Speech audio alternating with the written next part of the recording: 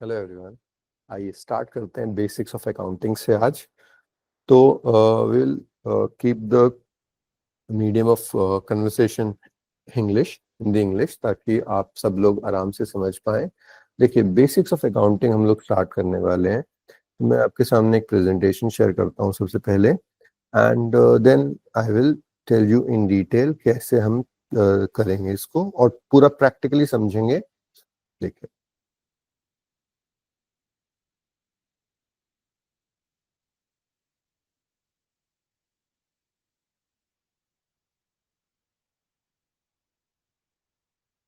Okay guys, क्या क्या हम पढ़ने वाले हैं इसमें ये देखिए। सबसे पहले हम यहाँ से स्टार्ट करते हैं, डेफिनेशन ऑफ अकाउंटिंग। देखिए क्या लिखा हुआ है यहाँ पे।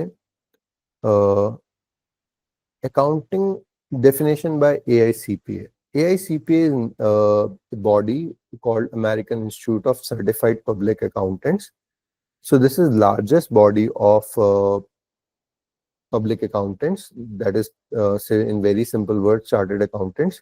तो चार्टर्ड अकाउंटेंट की जो सबसे बड़ी बॉडी है वर्ल्ड में वो है AICPA, American institute of certified public accountants.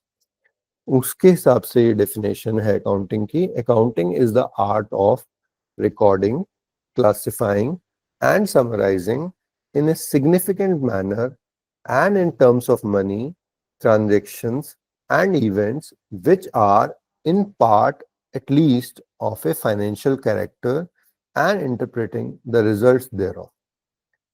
तो आपने देखा किस चीज का आर्ट है, recording, classifying, summarising in terms of money, transactions and events जिनका फाइनेंशियल कैरेक्टर है, एंड देन उनको इंटरप्रेट करना। अभी बहुत कुछ समझ में नहीं आया होगा इस डेफिनेशन में, कोई बात नहीं, ठीक है। when we will be done with the basics of accounting, then you will be able to relate with each of this meaning। क्या इसने बोला है, रिकॉर्ड क्या होता है, क्लासिफाइंग क्या होता है, समराइजिंग क्या होता है, मनी टर्म्स में क्या होता है, ट्रांजैक्शन इवेंट्स क्या होती है, फाइनेंशियल कैरेक्टर क्या होता है, और इंटरप्रेट कैसे करा जाता है रिजल्ट्स को। तो ये हम लोग सब समझ पाएंगे जब तक हम ये बेसिक्स ऑफ अकाउंटिंग का टॉपिक कंप्लीट करेंगे। तो आइए स्टार्ट करते हैं। देखिए, सबसे पहले मैं एक प्रिंसिपल से स्टार्ट करता हूँ, और बेसिक्स आपको कोई जानकारी होने की ज़रूरत नहीं है कि आपने 11th 12th या ग्रेजुएशन कॉमर्स से पढ़ा हो। I am assuming you don't have any knowledge at all. चलिए, let's start with this concept, business entity concept. तो देखिए दोस्तों, क्या होता है कि एक बिजनेस जो है और एक पर्सन, मान लो आप एक बिजनेस स्टार्ट कर रहे हो, और तो पर्सन जो आप हैं और जो आपका बिजनेस है, क्या वो अलग है या वो सेम है। मैं इसको ऐसे समझाता हूँ। सपोज मिस्टर, मैं एक शीट में इसको बताता हूँ। जैसे मान लीजिए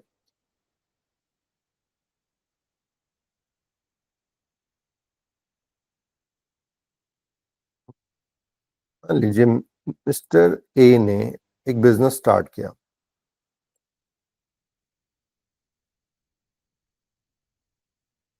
ठीक है, और इन्होंने इसमें एक लोन लिया इस बिजनेस को स्टार्ट करने के लिए, सपोज 10 लाख रुपीज का।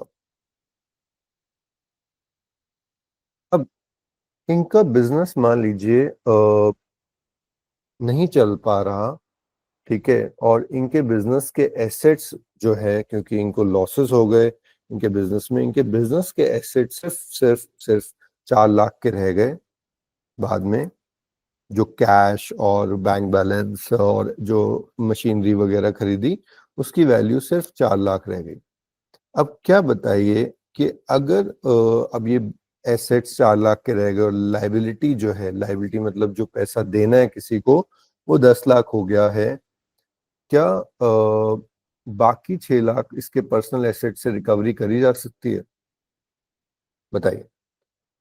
अगर बिजनेस के पास है ही 4 लाख और लोन 10 लाख का ले रखा है, ठीक है, और पैसे हैं नहीं 6 लाख, क्या बिजनेस का जो लोन है, क्या मिस्टर ए के पर्सनल पैसों से, उसके पास ज्वेलरी होगी, उसके पास घर होगा, उसके पास और एसेट्स होंगे, पर्सनल गाड़ी होगी, तो क्या उनसे रिकवर करा जा सकता है? तो आपका आंसर क्या होगा? तो कई बच्चे कहेंगे कि हाँ सर रिकवर करा जा सकता है, और कई कहेंगे नहीं रिकवर करा जा सकता। तो आंसर, करेक्ट आंसर है लीगली कि करा जा सकता है। कि लीगली जो है, in an individual and A business and his और हर बिजनेस आर कंसिडर्ड सेम।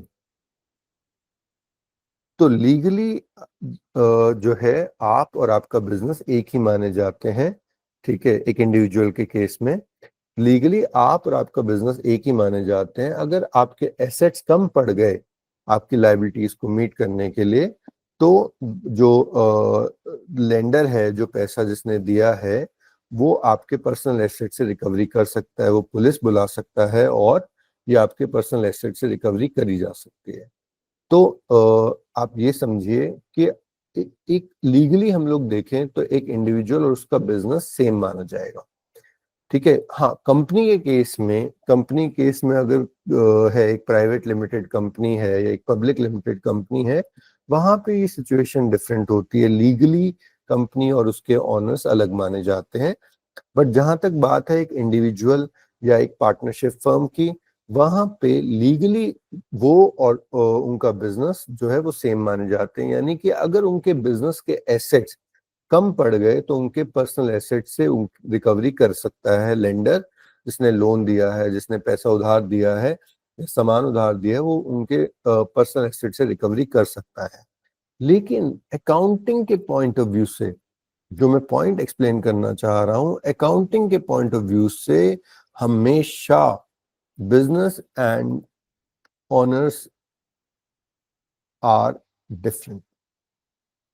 यानी कि बिजनेस अपने ऑनर्स से डिफरेंट माना जाएगा। यहां से हमारी स्टार्ट होती है अकाउंटिंग की। बिजनेस और उसके ऑनर अलग माने जाते हैं। यानी कि अगर ऑनर्स से भी जो पैसा बिजनेस लेगा वो बिजनेस की लायबिलिटी मानी जाएगी।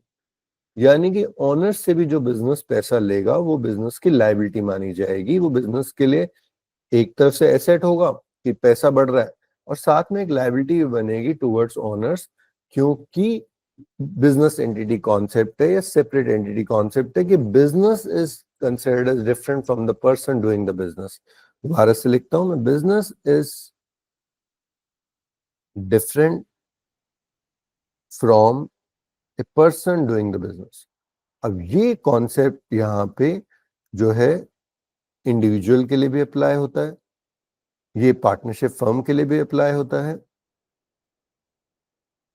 और कंपनीज के लिए भी अप्लाई होता है। किसी भी और किसी भी पर्सन के लिए अप्लाई होता है। अगर हम अकाउंटिंग कर रहे हैं तो हमारे को ये रूल हमेशा याद रखना है कि बिजनेस डिफरेंट है जो ऑनर है उनसे। Business is different from a person doing the business. ठीक है, इसके थ्रू हमारी सारी अकाउंटिंग होगी। तो ये एक फंडामेंटल कॉन्सेप्ट है। वापस आते हैं, देखिए क्या लिखा हुआ है यहाँ पे प्रेजेंटेशन में। Business is treated as an entity separate from business is treated as an entity separate from its owners, creditors, managers, and others. All transactions of the business are recorded in the books of the business from the point of view of business. तो business के लिए अगर पैसा आ रहा है तो assets, business के लिए पैसा जा रहा है तो बिजनेस, बेसिकली बिजनेस की लायबिलिटी बढ़ रही है जिसको देना है, तो वो आपके लिए बिजनेस उसको एक लायबिलिटी शो करेगा। तो देखिए इसको हम लोग और समझते हैं डिटेल में प्रैक्टिकल के थ्रू। एक मैं यहाँ पे मैंने एक अकाउंटिंग इक्वेशन के नाम से एक वर्ड डॉक्यूमेंट बनाया है, देखिएगा। यहाँ पे मैंने कुछ ट्रांजेक्शन्स ली हैं। सबसे पहले जब हम लोग स्टार्ट करते हैं अकाउंटिंग, तो हम अकाउंटिंग इक्वेशन समझते हैं। अकाउंटिंग इक्वेशन कुछ खास नहीं, एक बहुत सिंपल सी चीज है। जैसे देखिए, अकाउंटिंग इक्वेशन का मतलब है, जैसे आप मैथ्स में इक्वेशंस बनाते थे, left hand side is equal to right hand side करते थे, ऐसे ही यहाँ पे भी कुछ अकाउंटिंग इक्वेशन वैसे ही बनती है। यहाँ पे क्या होता है, लेफ्ट साइड पे मैं रखता हूँ सपोज एसेट्स, और राइट साइड पे मैं रखता हूँ लायबिलिटीज। एसेट्स क्या करते हैं, जो हम लोग ओन करते हैं, ठीक है, और लायबिलिटी जो हम ओ करते हैं, यानी कि हमें देना है किसी को। एसेट जो बिजनेस के लिए बिजनेस ओन करता है, और लायबिलिटी जो बिजनेस ओ करता है, किसी को देना है, ठीक है। मेरे पास कैश पड़ा है, वो मेरा एक एसेट्स है। मैंने किसी से लोन ले रखा है, वो मेरी लायबिलिटी है। तो assets will always be equal to liabilities. आपने अगर अकाउंटिंग थोड़ा सा भी कभी नाम सुना है, तो आपने सुना होगा बैलेंस शीट एक वर्ड होता है, वहां पे कुछ नहीं करते हम लोग। एसेट्स और लायबिलिटीज आप देखेंगे वहां पे जो बिजनेस के एसेट्स हैं, जो बिजनेस के एसेट्स हैं, वो हमेशा बिजनेस की लायबिलिटीज के इक्वल होंगे। वो किस कॉन्सेप्ट की वजह से, जो हमने अभी समझा, business entity concept. Business is always considered as different from the person doing the business. इसके थ्रू हम लोग अब स्टार्ट करेंगे, एक एक एंट्री हम लोग देखेंगे, और इसको हम इस फॉर्मेट में डालने की कोशिश करेंगे, asset is equal to liabilities, ठीक है। तो आइए देखते हैं। सबसे पहले ट्रांजैक्शन जो है, यहाँ पे देखिए एक ट्रांजैक्शन लिखी है, Ram started his business with an amount of 10 lakh rupees. तो मिस्टर राम है जिन्होंने 10 लाख रुपए से एक बिजनेस स्टार्ट करा, 10 लाख उन्होंने पैसा लगाया इनिशियली। देखिए आइए इसको समझते हैं कि अगर एक बिजनेस ओनर है जिसने 10 लाख रुपए लगाए, तो उसने बिजनेस में एक तरीके से एक एसेट आया, कैश, राइट। तो कैश बिजनेस में 10 लाख का आया। अब बताइए, जो कैश आया बिजनेस में, वो बिजनेस के लिए एसेट है या लायबिलिटी है? तो ऑब्वियसली आप कहेंगे एसेट्स है, क्योंकि बिजनेस के पास 10 लाख आ गए। लेकिन किसने लगाया? ऑनर ने लगाया। क्या ऑनर को वापस देना पड़ेगा? बिल्कुल देना पड़ेगा। अभी हमने बात करी थी लीगली, अगर मान लीजिए लायबिलिटी नहीं, लीगली अगर आपके लोन लिया हुआ है और आप नहीं पे कर पाते, तो आपके पर्सनल एसेट से रिकवरी करी जा सकती है। लेकिन अकाउंटिंग के लिए हमेशा business is different from a person doing the business. इसका एप्लीकेशन देखिए अब यहाँ पे, कि बिजनेस को जब कैश मिलता है, तो बिजनेस उसको एसेट दिखाता है, लेकिन साथ ही साथ बिजनेस को पता है ऑनर को ये वापस देना पड़ेगा। उसको हम एक नाम देते हैं, ऑनर जो पैसे देता है उसको हम एक नाम देते हैं कैपिटल। क्या नाम देते हैं? कैपिटल। तो बिजनेस को ये वापस देना पड़ेगा, और बिजनेस उसको एक लायबिलिटी की तरह दिखाता है, कि बिजनेस के पास एक एसेट आया कैश के नाम से, और बिजनेस के पास एक लायबिलिटी खड़ी हो गई कैपिटल के नाम से। कैपिटल का मतलब liability towards the honours, liability toward the honours, liability towards the honours. तो आप देखिए बिजनेस के पास एक एसेट आया कैश के फॉर्म में, और बिजनेस के पास एक लायबिलिटी अराइज हो गई क्या। हर एक ट्रांजेक्शन के बाद हम चेक कर सकते हैं कि जो एसेट और लायबिलिटी का टोटल होगा, वो हमेशा मैच कर रहा होगा। अभी तो एक ही ट्रांजेक्शन है, तो जब भी हम देखेंगे, जब ये कोई भी ट्रांजेक्शन होगी बिजनेस में, अभी हमने कुछ ट्रांजेक्शन लिखी हुई हैं, आई थिंक 25 ट्रांजेक्शन हैं। तो 25 ट्रांजेक्शन में हम हर एक के बाद चेक करेंगे, क्या हमारा asset is equal to liability, ये जो इक्वेशन है, ये मैच कर रही है या नहीं। सबसे पहला बेस जो हम अकाउंटिंग समझते हैं, वो यही है। क्लियर? तो आइए लेट्स गेट स्टार्टेड फर्दर। तो मैं अभी ये वाली शीट को मैं डिफरेंट शीट करूंगा, ठीक है, फॉलो। हम लोग देखेंगे, मैं आपसे ही पता करूंगा। देखिए यहाँ पे हम थोड़ा सा और इलैबोरेट करके करेंगे इसको। देखिए बिजनेस के पास एक कैश आया, ठीक है, ये मैंने एसेट साइड लिखी है। अब एसेट बहुत तरह के हो सकते हैं, और लायबिलिटीज भी बहुत तरह की हो सकती हैं, तो हम इनको समझेंगे अब। तो आइए दोस्तों करते हैं स्टार्ट। सबसे पहले जो पहली ट्रांजैक्शन हुई, तो बिजनेस के पास आप देखिए एक एसेट आया, हमने अभी बात भी करी थी 10 लाख का, और साथ ही साथ बिजनेस ने अपनी एक लायबिलिटी मान ली टुवर्ड्स ऑनर्स, जिसको हम कैपिटल बोलते हैं। ऑनर के टुवर्ड जो लायबिलिटी होती है उसको कैपिटल बोलते हैं। I hope this is clear. तो आइए नेक्स्ट करते हैं अब हम लोग। नेक्स्ट ट्रांजेक्शन जो है इस सीरीज में, he purchased goods of rupees 4,50,000 as follows: rupees 1,75,000 in cash and rupees 2,75,000 on credit। तो जब राम जी ने बिजनेस स्टार्ट करा है, तो उन्होंने सामान खरीदा, अब जिसमें वो आगे बनाने वाले हैं या बेचने वाले हैं, तो वो सामान आया 4,50,000 का। कुछ सामान कैश में खरीदा गया और कुछ उधार खरीदा गया। क्रेडिट का मतलब उधार। तो आइए देखते हैं इसको हम कैसे रिकॉर्ड करेंगे। इसको हम पार्ट्स में डिवाइड कर लें।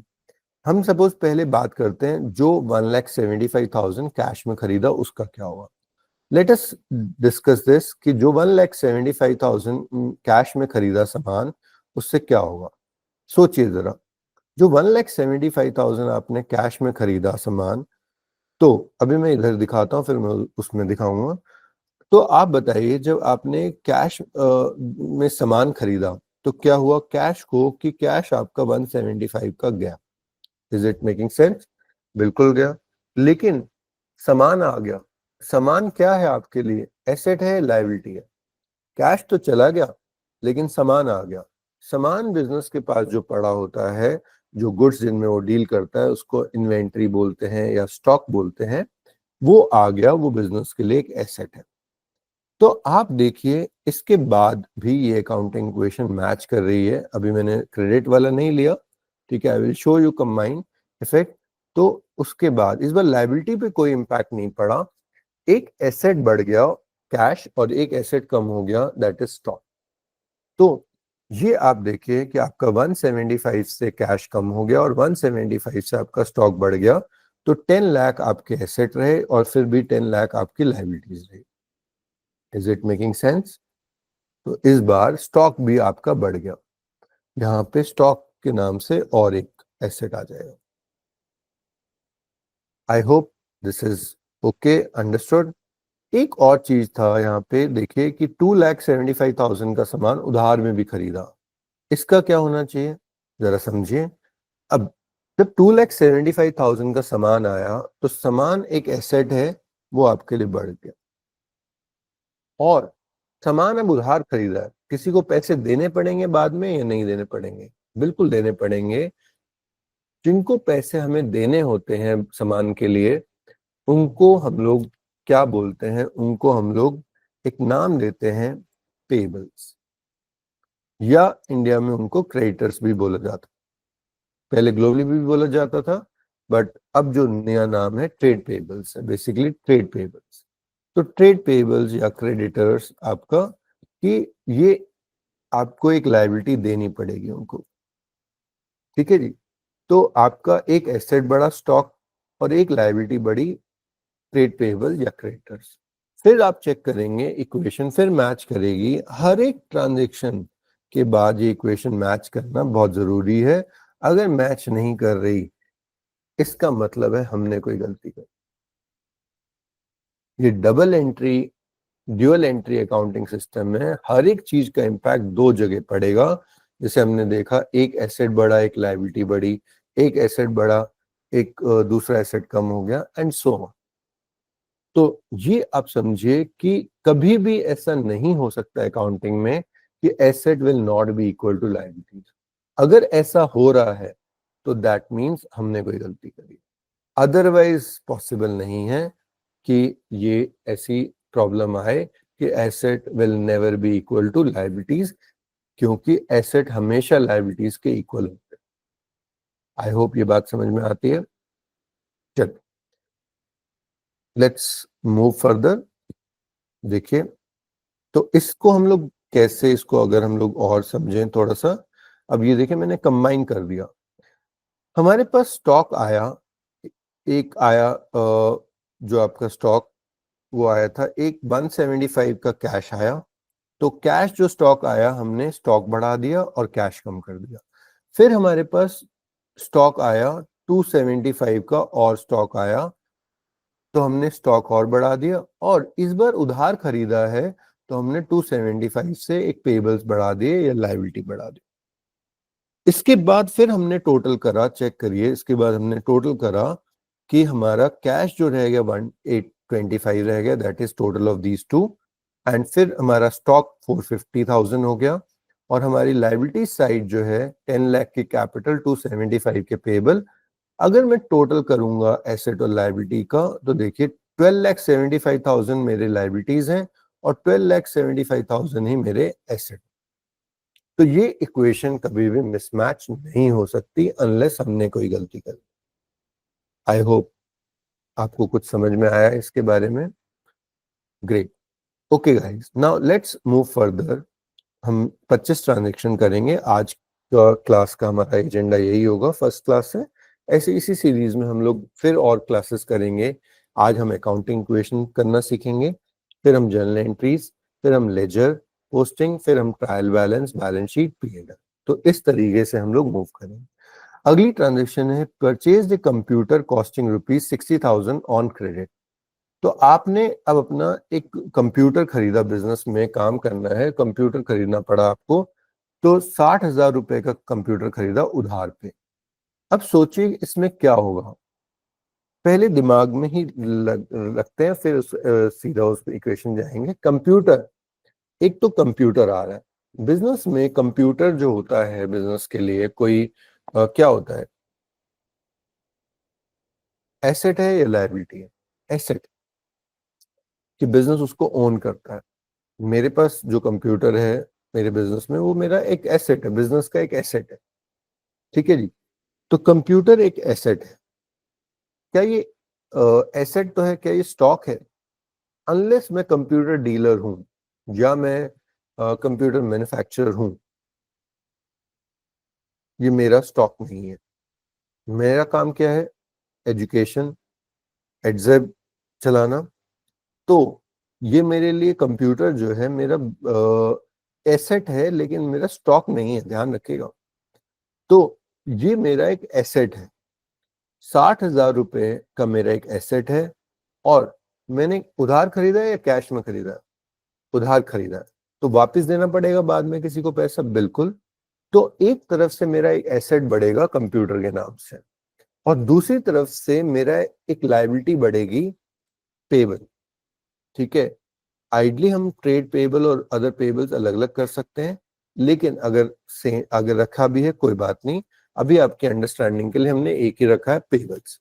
तो बताइए, 60,000 रुपए से एक कंप्यूटर होगा आपके एसेट में, और 60,000 की ही लायबिलिटी आएगी आपकी एज ए पेबल। तो ये देखें, अगर हम लोग अकाउंटिंग इक्वेशन में थर्ड ट्रांजेक्शन हमने कंप्यूटर खरीदा है, तो कंप्यूटर खरीदने में क्या हुआ, कंप्यूटर करके एक एसेट आया बिजनेस में, और क्योंकि उधार खरीदा है तो एक पेबल आपके और बढ़ गए। तो आप ये देखिए आपके फिर उसके बाद क्या टोटल मैच कर रहा है। एसेट है 13,35,000 के, और लाइबिलिटीज भी है 13,35,000 की। तो फिर ये इक्वेशन मैच कर रही है, आपको दिखा ये। आई hope you got the clarity. Next transaction देखते हैं। He paid a refundable security deposit of ₹50,000 for premises. He also paid a rent of ₹15,000 in cash. तो दोस्तों, इसको भी हम पार्ट्स में करते हैं। सबसे पहले एक आपने प्रीमाइसेस किराए पे लिया, और उसके लिए सबसे पहले एक सिक्योरिटी डिपॉजिट दिया। ये क्या होता है सिक्योरिटी डिपॉजिट? देखो दोस्तों, जब भी हम किराए पे कोई हाउस लेते हैं या ऑफिस लेते हैं, तो ऑनर यूजुअली आपसे एक सिक्योरिटी डिपॉजिट लेता है। क्यों लेता है वो सिक्योरिटी डिपॉजिट? यूजुअली उसको डर होता है कि अगर आप रेंट ना पे करें टाइम पे, उसको डर होता है कि अगर आप उसकी प्रॉपर्टी को डैमेज करें, कुछ नुकसान पहुंचाए, चले गए बिना रेंट दिए, तो उसके पास कुछ तो बैकअप होना चाहिए। ठीक है। जैसे we are operating in Connaught Place, तो कनॉट प्लेस में जो हमने ऑफिस लिया है, उसके लिए हमें कुछ मंथ का रेंट जो होता है एज ए सिक्योरिटी देना पड़ता है। क्यों देना पड़ता है? क्योंकि ऑनर को टेंशन होती है कि अगर ये मेरा रेंट ना पे करें या मेरी प्रॉपर्टी को डैमेज करते हैं, तो मैं कहाँ से रिकवर करूंगा? तो वो ऑनर वहां से रिकवरी करेगा। अगर कुछ भी नुकसान करते हैं हम उसका, तो वो वहां से रिकवर कर सकता है। तो ये एक एडवांस की तरह है, अभी हमें कुछ नहीं। और ये रिफंडेबल होता है। इसका क्या मतलब है? जब प्रॉपर्टी खाली करी जाती है, जब मान लीजिए टेनेंट वहां से निकलना चाहता है, तो ऑनर उसको, लैंडलॉर्ड जो है वो उसको वापस करता है। तो एक तरीके से ये एक पैसा एडवांस पड़ा हुआ है लैंडलॉर्ड के पास। कि ये रख लीजिए आपकी सेफ्टी के लिए, जब हम आप जाएंगे ये प्रॉपर्टी छोड़ के तो आप ये वापस कर दें। तो बताइए एसेट है या लायबिलिटी है? अगर आपने किसी को एक तरीके से एडवांस दिया और वो वापस मिल जाना है तो ये एसेट है लायबिलिटी है? मैं आपको कुछ एडवांस देता हूँ पैसा, मुझे वापस मिलना है, तो ये मेरे लिए एक एसेट है। मेरे को पता है ना मुझे वापस मिलना है, मैंने आपको दिया है, मुझे वापस मिल जाएगा। ये मेरा खर्चा नहीं है, ये मेरा रेंट नहीं है, ये मेरा एसेट है कि मुझे वापस मिल जाएगा। क्लियर? तो आप देखिए आपने सिक्योरिटी डिपॉजिट दिया 50,000 का, तो इससे क्या फर्क पड़ेगा? एक तो आपका एक सिक्योरिटी डिपॉजिट के नाम से एक एसेट खड़ा हो जाएगा आपके एसेट्स में। और क्या होगा? आपने पे कर दिया है, आपका कैश चला गया, कि आपका कैश कम हो जाएगा? बिल्कुल कम हो जाएगा। तो आइए देखते हैं सिक्योरिटी डिपॉजिट की क्या ट्रीटमेंट होगी। देखिए सिक्योरिटी डिपॉजिट नाम से एक एसेट अराइज हुआ एसेट साइड पे, और क्योंकि आपने इसको पे करा है कैश में तो आपका कैश कम हो गया। तो सिक्योरिटी डिपॉजिट एक एसेट बढ़ा और कैश गया, दूसरा एसेट कम हो गया। इसके बाद भी इक्वेशन मैच कर रही है, ये दोनों इफेक्ट एसेट साइड पे आए तो इसके बाद भी इक्वेशन मैच कर रही है। तो एक एक ट्रांजेक्शन को लॉजिकली हम ऐसे सोचते हैं। आइए आगे बढ़ते हैं। इसी ट्रांजेक्शन में इसी का एक और पार्ट था, he also paid A rent of ₹15,000 cash. अब कैश में उसने रेंट पे करा 15,000 का। अब ये क्या है? देखिए क्या आपने रेंट पे करना है हर महीने? यूजुअली यस, एडवांस में आपका पे हो जाता है। अब आपने रेंट पे करा, एक तो कैश चला गया, लेकिन जो रेंट पे करा क्या एसेट है आपके लिए? बोलिए, क्या एडवांस पे कर रहे हैं वापस मिलेगा? नहीं, ये क्या है? आपको एक राइट मिल रहा है लैंडलॉर्ड से कि आप उनकी प्रॉपर्टी यूज करो, और उसके लिए हर महीने आपको ये चार्ज देना पड़ेगा। क्या ये वापस देगा लैंडलॉर्ड जब हम छोड़ेंगे? नो। तो क्या है ये एक खर्चा है, ये एक खर्चा है। रेंट एक बिजनेस का एक्सपेंस है, ठीक है जी। लेकिन अब हमने तो एसेट्स और लायबिलिटीज लिखे हैं खाली, फिर क्या? हमारा कैश तो कम हो जाएगा 15,000 से। दूसरा इफेक्ट कहाँ पे ले? खर्चे के बारे में तो हमने बात नहीं करी, कहाँ पे जाना चाहिए? एनी केसेस कहाँ पे जाना चाहिए खर्चा? नहीं पता चल पा रहा? ओके, कोई बात नहीं। तो देखिए देखिए दोस्तों, बिजनेस में जो भी फायदा या नुकसान होता है वो अल्टीमेटली किस को पहुंचता है? ऑनर्स को, ऑब्वियसली। तो अगर, और ऑनर का पैसा हमने कहां पे दिखा रखा है? As a capital. तो अल्टीमेटली जो भी खर्चे, जो भी इनकम होगी, जो खर्चे होंगे, जो फायदा होगा, वो सारा किसको बिलोंग करेगा? ऑनर को बिलोंग करेगा। तो और अभी हमने एक्सपेंसेस और इनकम अलग से नहीं करे, हमें सीधा एक ही सोचना है कि अल्टीमेटली इम्पैक्ट कहाँ पड़ेगा। तो अल्टीमेटली जो इम्पैक्ट पड़ता है खर्चों का या प्रॉफिट्स का, वो एक ही जगह पड़ता है, दैट इज कैपिटल।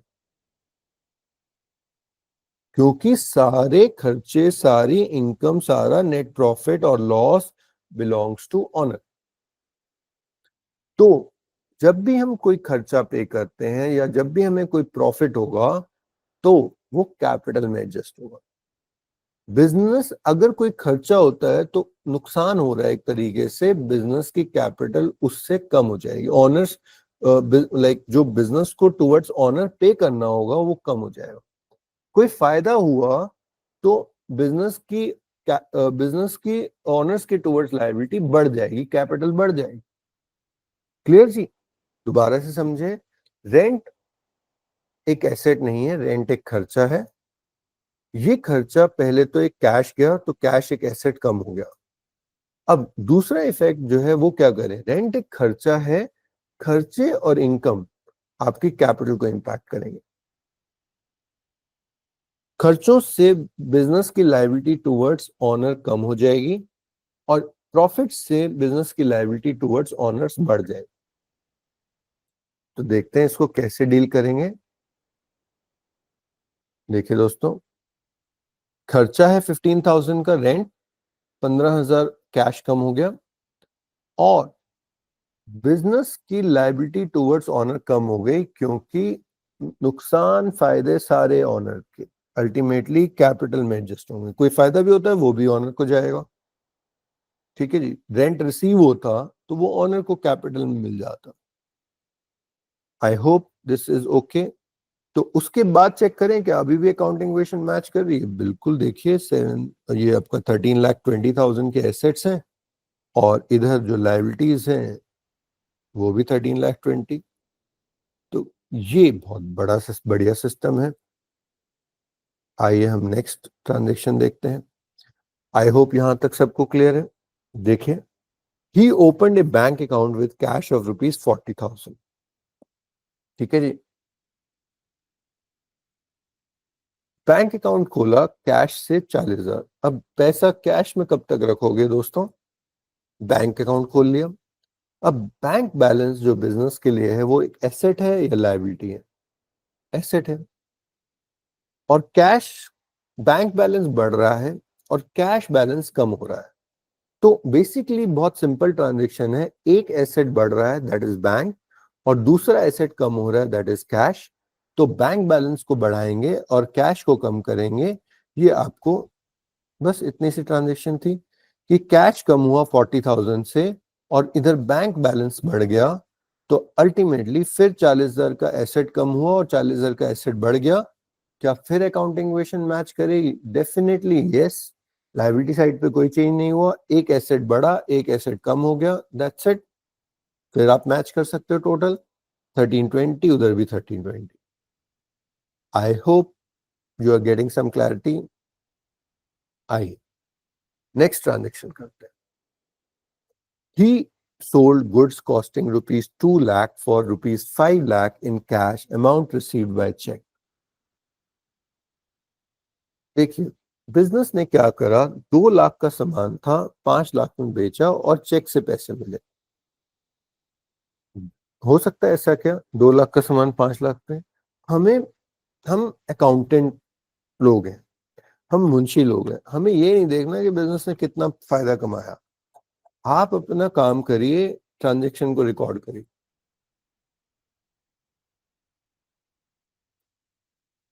कि 2 लाख का सामान 5 लाख में बेचा। ठीक है, जो बिजनेस कर रहा है वो पैसा कमाने के लिए कर रहा है। तो 2 लाख का सामान आपका चला गया, कैश 5 लाख आ गया, 3 लाख क्या हुआ यहाँ पे बताइए? 3 लाख का फायदा हो गया। 3 लाख कहाँ जाएगा? अभी हमने स्टॉक कम कर देंगे 2 लाख से, और पैसा क्योंकि चेक से मिला है इसलिए बैंक में पहले हिट करेगा। तो बैंक में आपका 5 लाख बढ़ जाएगा। लेकिन इन दोनों में तो डिफरेंस है, 3 लाख का फायदा है नुकसान है? 3 लाख का फायदा है। बताइए, 3 लाख का जो फायदा है ये किसको बिलोंग करेगा? ऑनर को। सारे खर्चे और नुकसान और प्रॉफिट कहाँ जाएंगे? ऑनर के पास। ऑनर का पैसा हमने कहाँ पे दिखा रखा है? As a capital. तो जो 3 लाख का फायदा है वो भी कहाँ जाएगा? कैपिटल में। ऐड होगा लेस होगा? ऐड होगा। बिजनेस की लायबिलिटी टुवर्ड्स ऑनर बढ़ जाएगी कि 3 लाख फायदा हो गया, ये भी हमें अब आपको देना है। तो बहुत सिंपल, 2 लाख का स्टॉक कम होगा, 5 लाख से बैंक बैलेंस बढ़ेगा और 3 लाख का प्रॉफिट से कैपिटल बढ़ जाएगी। आइए देखते हैं इसको। तो देखिए, 2 लाख से आपका स्टॉक कम हुआ, 5 लाख से आपका बैंक बैलेंस बढ़ा, और आपका 3 लाख से आपकी कैपिटल बढ़ गई। आई hope this is clear now. तो उसके बाद मैच करता है क्या? देखते हैं जरा। लायबिलिटी साइड है 1620 और एसेट साइड है 1620। Very nice. यहां तक आई होप आप सबको क्लियर है ये वाली चीजें। आइए नेक्स्ट ट्रांजेक्शन करते हैं। ही टुक ए बैंक लोन ऑफ ₹6 लाख। एक बैंक लोन लिया 6 लाख रुपए का। अब बैंक लोन लिया है तो कैश तो नहीं देगा बैंक, पहले तो बैंक में ही पैसा आएगा आपके पास, ठीक है। तो बैंक लोन एक आपके लिए, आपके पास बैंक बैलेंस बढ़ा 6 लाख का। और क्या होगा, बैंक से लोन लिया, एक एसेट है या लायबिलिटी है लोन लेना? लोन लिया किसी से, आप लोन लेते हो तो आपके लिए देना है किसी को, आप देना पड़ेगा या नहीं देना पड़ेगा? इंटेंशन अच्छी है तो देना पड़ेगा, इसलिए लायबिलिटी मानोगे, ठीक है। तो बताइए, बैंक लोन जो है एक लायबिलिटी है बिजनेस के लिए, तो ये लायबिलिटी वापस करनी पड़ेगी। तो आप समझिए कि आपके पास एक एसेट बढ़ा बैंक के नाम से, और एक बैंक लोन के नाम से लायबिलिटी बढ़ेगी।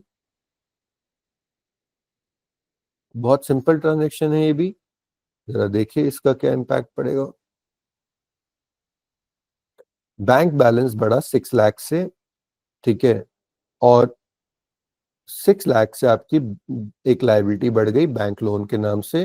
क्या फिर मैच कर रहा है? बिल्कुल, 22,20,000। और asset side is again 22,20,000। Next, अगली ट्रांजेक्शन थोड़ी सी इंटरेस्टिंग है, देखिएगा। He made the payment to creditors, creditors या पेबल्स, जो हम पेबल लिख रहे हैं जिनको हमें पैसा देना है, of ₹49,000 in full settlement of ₹50,000। इसको समझते हैं क्या कहना चाह रहे हैं दोस्तों।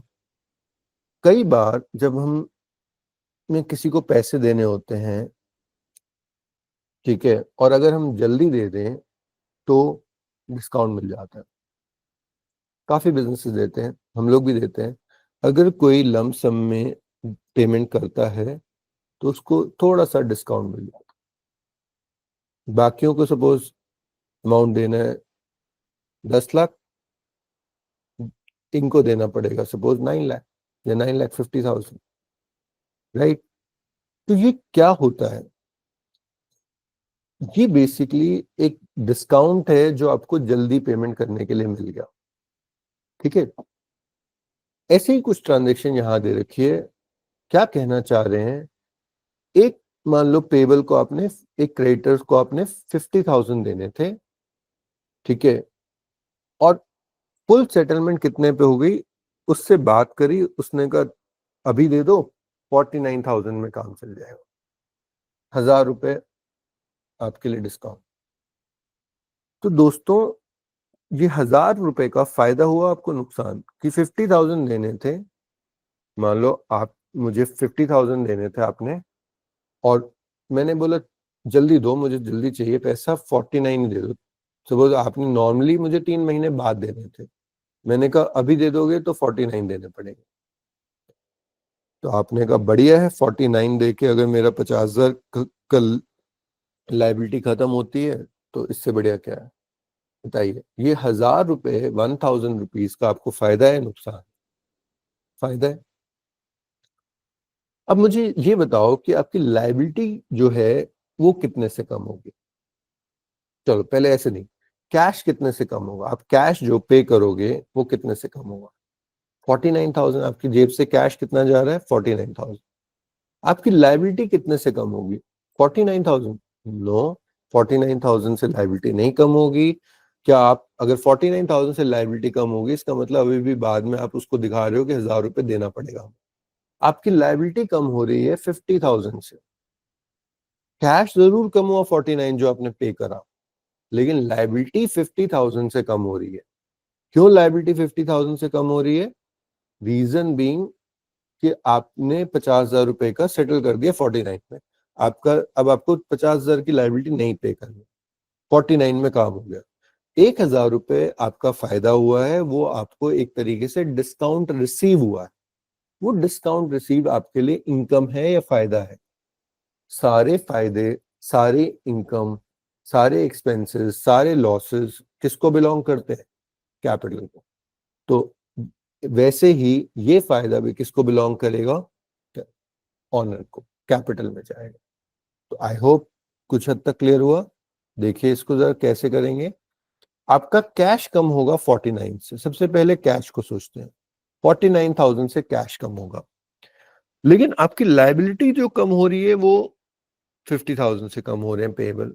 अब इससे तो मिसमैच हो जाएगा कि 50,000 की लाइबिलिटी कम हुई, 49,000 के कैश कम हुआ। याद है अगर हम ये करते तो आपका मैच नहीं करेगा। अगर ऐसा हुआ तो आपके जो है ये 2170, क्योंकि एक तरफ 50,000 कम हुआ और दूसरी तरफ 49,000 कम हुआ, तो ये मिसमैच हो गया। तो हमें ये सोचना पड़ेगा कि 49,000 से कैश कम हुआ, लाइबिलिटी मेरी 50 से कम हुई, 1,000 का मुझे फायदा हुआ। वो फायदा किसके काम आएगा? ऑनर के। तो बिजनेस की लाइबिलिटी टुवर्ड्स ऑनर बढ़ जाएगी। तो आप देखें अब इसके बाद क्या मैच कर रहा है। 21,71,000 is the total of liabilities and similar same is the total of asset. तो दोबारा से हमने लाइबिलिटी हमारी खत्म हुई 50 से, हमारा कैश कम हुआ 49, 1,000 का फायदा हुआ, डिस्काउंट मिला, वो हमारी कैपिटल में बढ़ गया। आइए दोस्तों नेक्स्ट करते हैं। He sold goods costing rupees 1,50,000 for rupees 6 lakh on credit। 1,50,000 का सामान खरीदा और उसको 6 लाख पे बेच दिया उधार पे। क्या हम लोग भी किसी को उधार सामान दे सकते हैं? बिल्कुल। मोस्टली बिजनेस जो है उधार पे चलते हैं, यानी कि क्रेडिट देना पड़ता है आपको अपने कस्टमर्स को भी, और आप भी क्रेडिट पे लेते हो सामान सर्विसेज। तो यहाँ पे 1,50,000 का सामान 6 लाख पे बेचा। फिर आप प्रॉफिटेबिलिटी पे मत जाइए, कितना प्रॉफिट टेयरिंग कर रहा है, नन ऑफ योर बिजनेस। आपका सामान कम होगा 1,50,000 से। अब 6 लाख लेने हैं किसी से, एसेट है या लाइबिलिटी? बोलिए, एसेट या लाइबिलिटी? एसेट। लेने हैं ना मुझे, बिजनेस को लेने हैं, तो बिजनेस के लिए 6 लाख का एक एसेट बन जाएगा। इस एसेट को हम नाम देते हैं डेटर्स या रिसीवेबल्स। ठीक है जी। तो 1,50,000 से आपका स्टॉक कम होगा, 6 लाख से आपके डेटर्स या रिसीवेबल्स बढ़ जाएंगे। लेकिन इसके बीच में 4,50,000 का क्या होगा? 4,50,000 फायदा है या नुकसान? 1.5 लाख का सामान 6 लाख पे बेचते हो, फायदा हुआ नुकसान हुआ? फायदा हुआ 4.5 लाख का। तो 4,50,000 आपका कहाँ पे बढ़ेगा? It will be increase in capital. सारा फायदा नुकसान ऑनर को बिलोंग करता है, तो ये फायदा भी हम कहाँ पहुंचा देंगे? कैपिटल में ऐड कर देंगे। तो आइए देखते हैं इसको। 1,50,000 से स्टॉक कम हुआ, 6 लाख से आपके रिसीवेबल या डेटर्स बढ़े, और इन दोनों का जो डिफरेंस है वो है 4,50,000। That is our profit.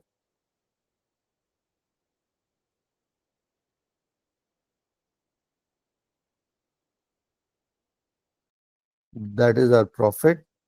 तो वो जो है आपका, इधर से आपका 4,50,000 आपकी कैपिटल बढ़ा देगा।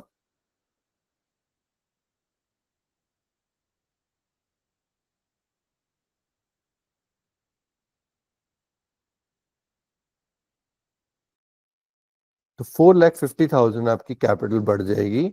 उसके बाद देखिए फिर दोबारा से स्टॉक आपका 150 से कम हुआ, रिसीवेबल आपके 6 लाख से बढ़े, आपकी कैपिटल जो है 450 से बढ़ी। उसके बाद चेक करें क्या, उसके बाद 26,21,000 का आपका लाइबिलिटी साइड है, और आपके एसेट साइड जो है वो है आपकी 26,21,000। दोनों मैच कर रही हैं, very good, keep it up.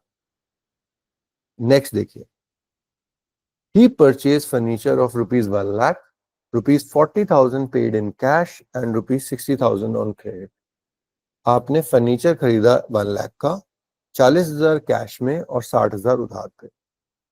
देखिए बिजनेस के पास एक एसेट आया, फर्नीचर बिजनेस के लिए एक एसेट है, एक एसेट आया 1 लाख का। ठीक है जी, उसमें 40,000 आपने कैश में पे कर दिया। अगर आप पार्ट्स में करेंगे तो अलग अलग कर लीजिए इनको। चलिए 40,000 का फर्नीचर आपने कैश में खरीदा, सोचिए क्या होगा। कैश एक एसेट है, पेमेंट करी तो 40,000 कम हो गया। फर्नीचर एक एसेट है, 40,000 का खरीदा तो बढ़ गया।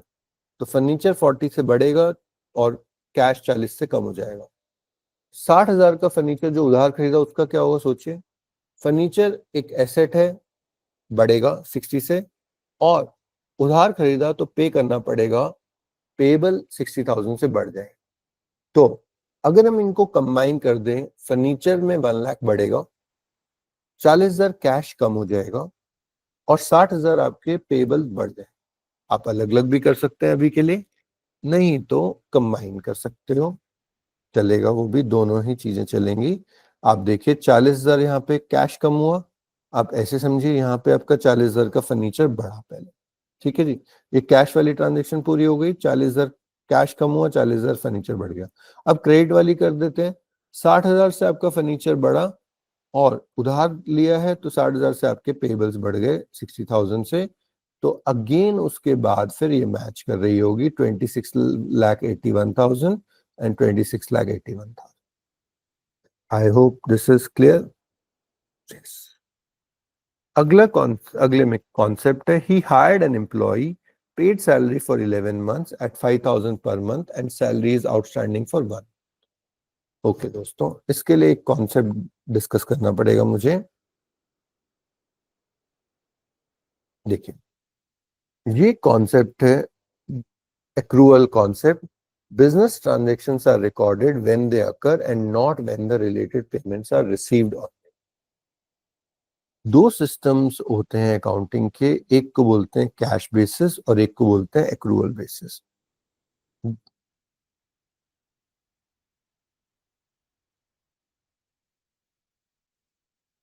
देखिए कैश बेसिस का मतलब है, ठीक है, आप खर्चा तब मान लेंगे जब पे हो गया। Expense incurred when paid, income earned when received। और ऐसे ही जो एक्रूअल बेसिस है वहां पे कॉन्सेप्ट जो अप्लाई होता है वो इस तरीके से, expense incurred when due, income earn when due. इसको समझते हैं बहुत सिंपल शब्दों में, आइए देखते हैं। दोस्तों मैं 2-3 एग्जाम्पल लूंगा यहाँ पे। मान लीजिए मैंने आपको एम्प्लॉय रखा और आपकी सैलरी रखी 1 लाख पर मंथ, ठीक है, काफी है आई थिंक। और मैंने पूरे साल आपको काम कराया और 12 महीने की सैलरी पे कर दी, हर महीने के एंड पे पे कर देता। अगर मैंने ये करा तो बताइए सैलरी क्या है बिजनेस की, सैलरी में कैश गया, ठीक है, तो कैश जो होगा बिजनेस का वो कितने से कम होगा, 12 लाख का। और इधर से सैलरी क्या है, खर्चा है या क्या है, खर्चा है बिजनेस के लिए, खर्चे कैपिटल में से कम होगा 12 लाख से। Is it making sense? तो 12 लाख अगर आपने सैलरी पे कर दी 12 लाख की, तो आपके कैश कम हुआ 12 लाख से और कैपिटल कम हो गई 12 लाख से। अब इसको उस क्वेश्चन से अभी दूर रखते हैं थोड़े से, ठीक है जी। ये नॉर्मली होता, सैलरी अगर 12 लाख की बनती है तो आपने कैश पे करा 12 लाख और कैपिटल पे करी 12 लाख। चलो सेकंड सिनेरियो देखते हैं।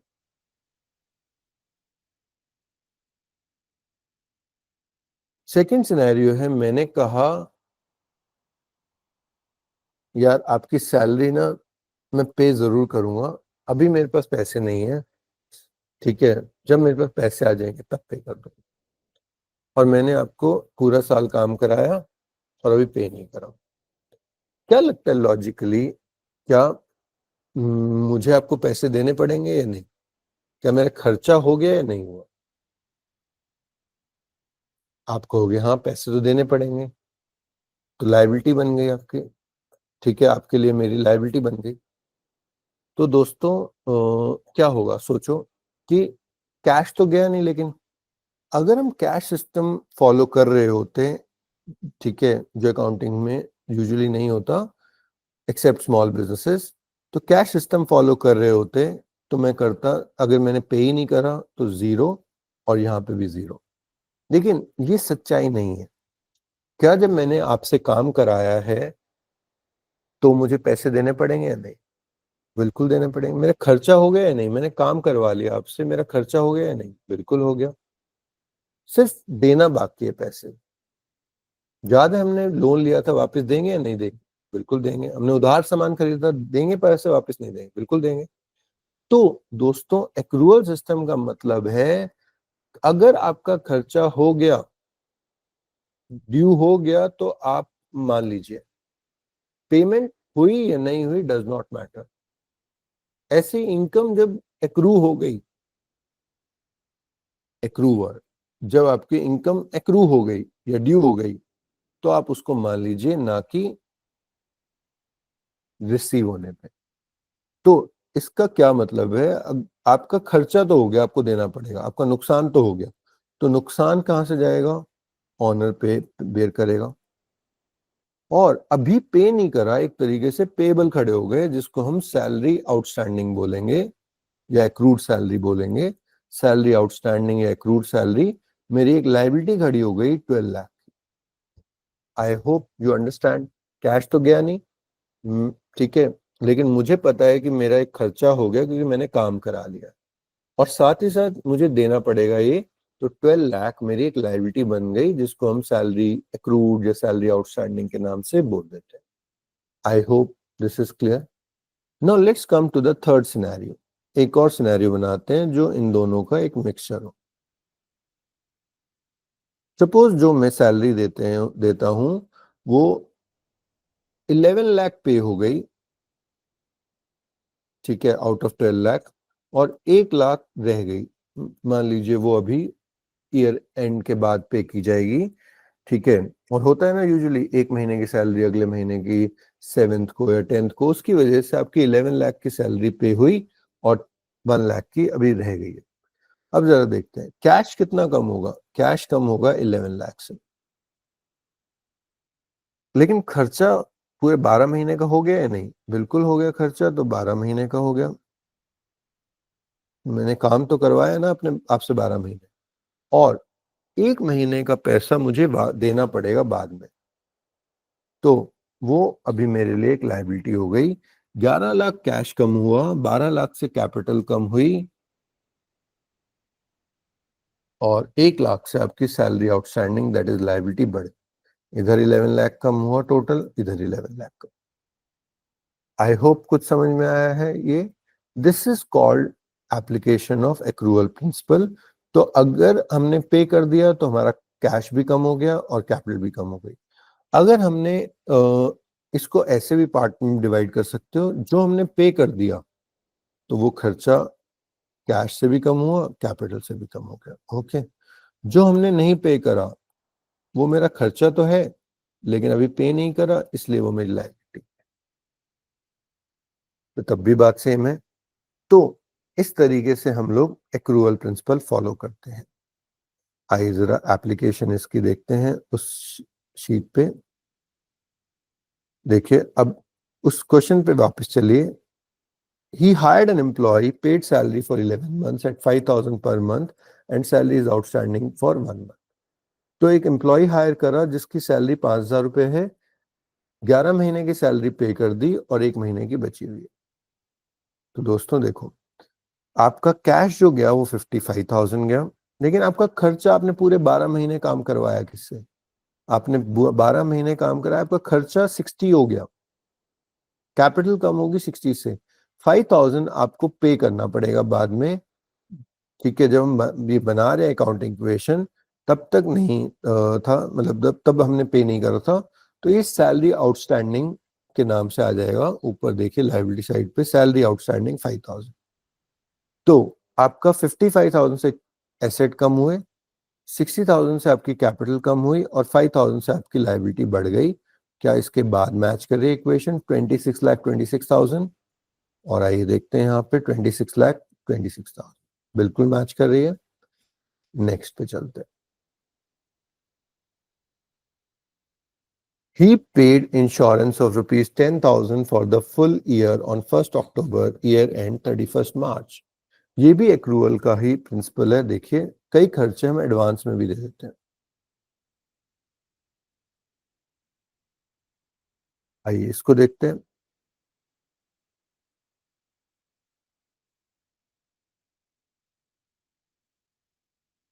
चलो दोस्तों, अब मैं यहीं पे ही अगर इसी एग्जांपल में मान लीजिए मैंने रेंट पे करा, ठीक है, सपोज करो रेंट पे करा और मैंने रेंट 10,000 रुपीज पर मंथ के हिसाब से 12 मंथ का ड्यू था और 12 मंथ का ही पे करा, कैश और मेरा कैपिटल। सपोज बताओ, अगर मेरा रेंट था 12 महीने का और मैंने पे कर दिया 12 महीने का, तो ये मेरा 120 कम होगा कैश और 120 कम होगा कैपिटल।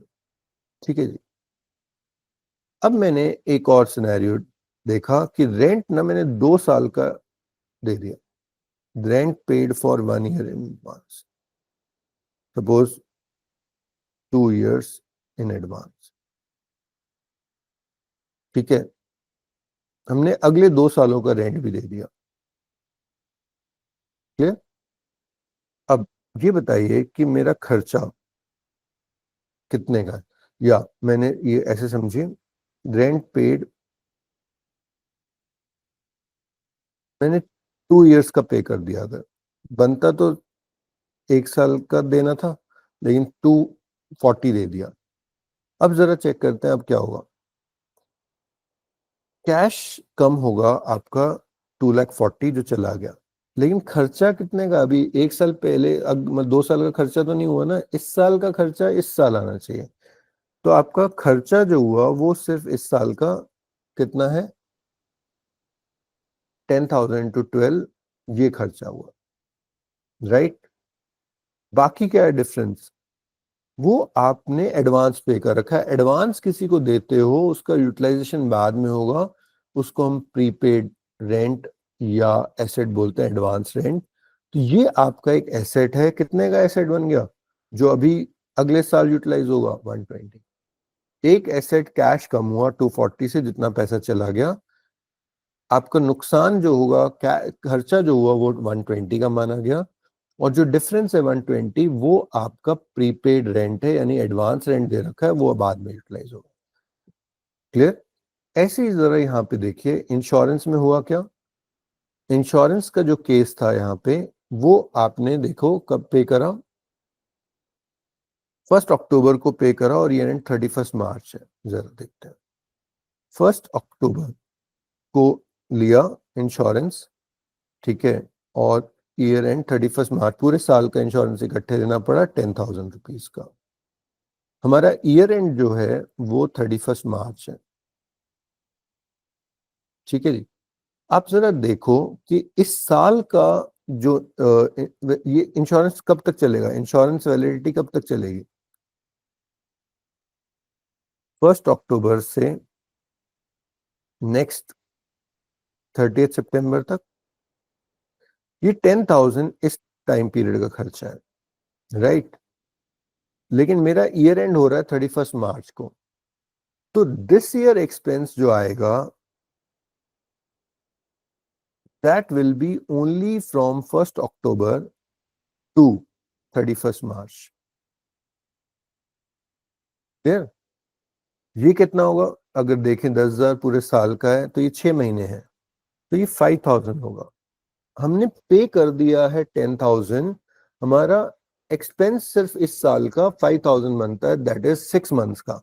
ये पूरे साल का है, दोबारा समझिए, ये पूरे साल का 12 मंथ्स का। फिर हमने जो खर्चा इस साल का बनता है वो सिर्फ 1 अक्टूबर से 31 मार्च, क्योंकि इंश्योरेंस है यूजुअली साल का इकट्ठे ले जाता है, और ये थोड़ा ना कि इंश्योरेंस हमेशा 1 अप्रैल को ही बिकेगा, किसी भी टाइम ले सकते हो। तो this year expenses 6 months expense. तो बाकी जो है वो एक एडवांस इंश्योरेंस या प्रीपेड इंश्योरेंस है जो आपने पे कर रखा है। वो कौन से पीरियड का? That is 1 April to 30 September, another 6 months का। ये आपने एडवांस पे कर रखा है। अगर आप इस तरीके से समझेंगे तो आपका कैश देखो कितने से गया, कैश आपका कम हुआ 10,000 से। आपका खर्चा कितना है, खर्चा आपका है इस साल का सिर्फ 5,000। बाकी आपका एक तरीके से प्रीपेड इंश्योरेंस है जो आपने एडवांस दे रखा है। जैसे प्रीपेड सिम होता है, आपने एडवांस कर रखा है रिचार्ज, तो वो आपका एक एसेट है एक तरीके से जो आपने पे करा हुआ है। ठीक है जी। तो प्रीपेड इंश्योरेंस जो है वो आपका 5,000 जो आपने एडवांस पे कर रखा है वो आपका एसेट है। तो कैश कम होगा 10,000 से, 5,000 से प्रीपेड इंश्योरेंस बढ़ जाएगा और कैपिटल जो है वो आपकी 5,000 से कम हो जाएगी।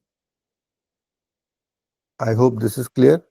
तो 5,000 से आपका एसेट साइड कम हुई, 5,000 से आपकी लाइबिलिटी साइड कम हुई।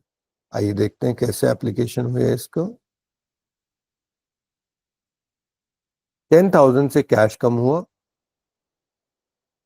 5,000 से प्रीपेड इंश्योरेंस एसेट बढ़ा, 5,000 से कैपिटल कम हुई। तो फिर से 5,000 कैश आपका कम हुआ, 10,000 जो पे कर दिया, खर्चा सिर्फ 5,000 था तो इसलिए कैपिटल 5,000 से, बाकी एडवांस था 5,000 तो आपने प्रीपेड इंश्योरेंस के नाम से लिखा है। I hope this is clear till now. या okay guys, next, bad debts 10,000। What is this bad debt? आइए समझते हैं इसको। देखिए, बैड डेट्स का मतलब होता है कि जब आपने कुछ सामान उधार पे बेचा तो कुछ लोग ऐसे होंगे जो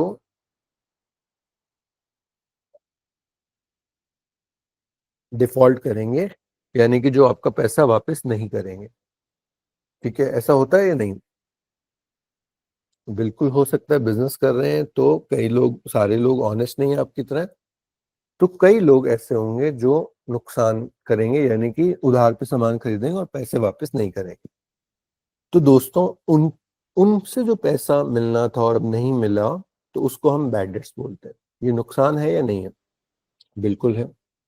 तो बताइए क्या होगा बैड डेट्स? तो एक तरफ से नुकसान है, तो आपकी कैपिटल कम होगी ऑनर की, और कैश कम होगा क्या? कई स्टूडेंट जल्दबाजी में कहते हैं कैश कम कर दो 10,000 से, और 10,000 से कैपिटल कम। दोस्तों, अगर मैंने कैश कम करा तो इसका मतलब मैं बोल रहा हूं कि मैंने उनको 10,000 और दिया, पहले तो उधार दे ही रखा था और साथ साथ 10,000 और दिया कि ये भी ले जाओ, ये भी मत देना।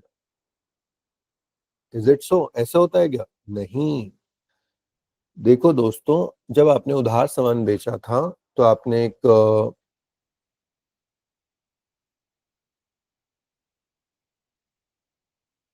जब आपने उधार सामान बेचा था तो आपने डेटर्स या रिसीवेबल के नाम से एक एसेट दिखाया था। जब आपको पैसे नहीं मिले तो वो आपका रिसीवेबल या डेटर जो है वो कम हो गए। तो बैड डेट्स जो है वो आपका कैश कम नहीं कर रहा, वो आपका रिसीवेबल से जितने पैसे मिलने थे उसमें से 10,000 कम होंगे। एसेट अब जो मिलने वाले थे पैसे वो कम हो गए। ऐसे ही कैपिटल जो है वो तो आपका नुकसान है, वो आपका वैसे ही रहेगा, कैपिटल कम होगी 10,000 से, और साथ ही साथ आपका रिसीवेबल नाम का एसेट कम होगा। तो आइए देखते हैं इसको। तो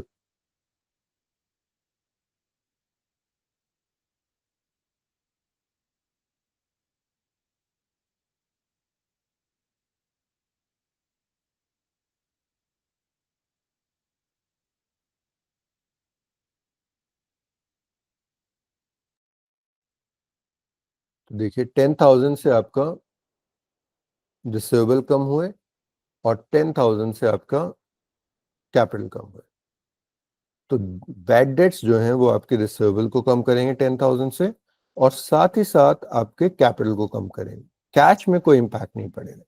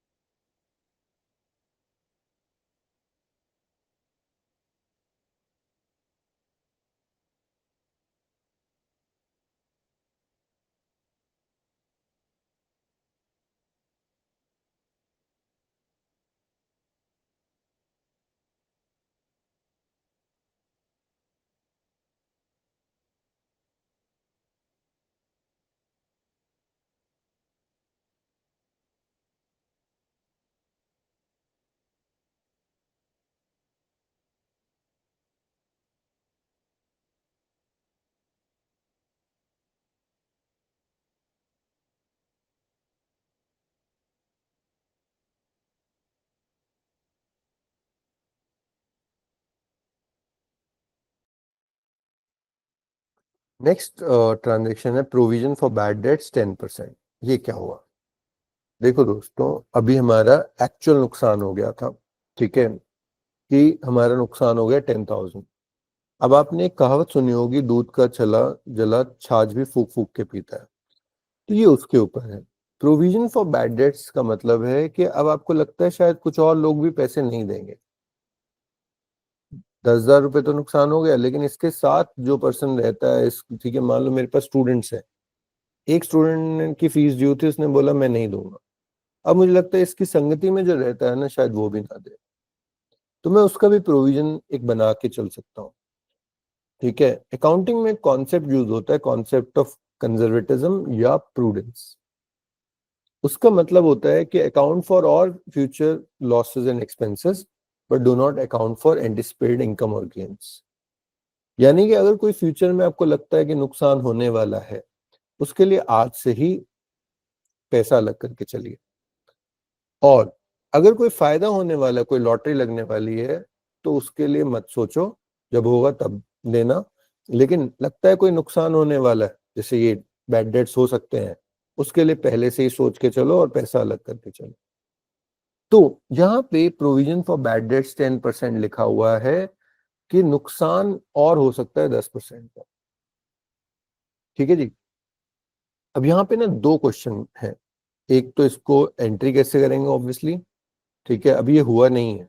दूसरा एक और एस्पेक्ट है कि ये किस अमाउंट पे कैलकुलेट होगा, खासकर जब परसेंटेज दे रखी है।